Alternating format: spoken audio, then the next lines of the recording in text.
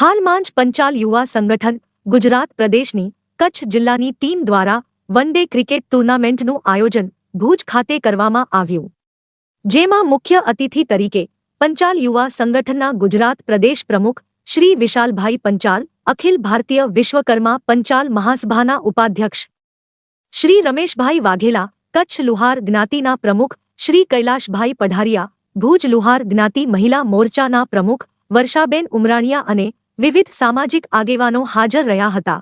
One day cricket ટુર્નામેન્ટમાં 8 ટીમોએ ભાગ લીધો હતો, જેમાં ફાઇનલમાં આરતી બિડ્સ ટીમ જીતી હતી. આ ટુર્નામેન્ટમાં 2 મહિલા ટીમ પણ ઉતારવામાં આવી હતી. કચ્છમાંથી મોટી સંખ્યામાં યુવાનો જોડાયા હતા.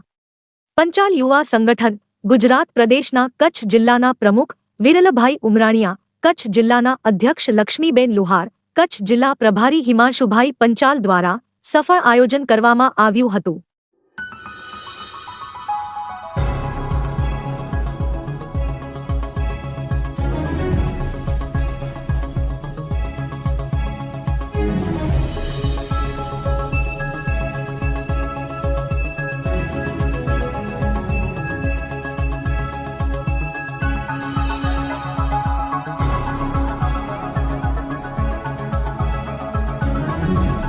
તમામ માહિતી માટે ચેનલને સબસ્ક્રાઇબ, લાઇક અને શેર જરૂરથી કરો.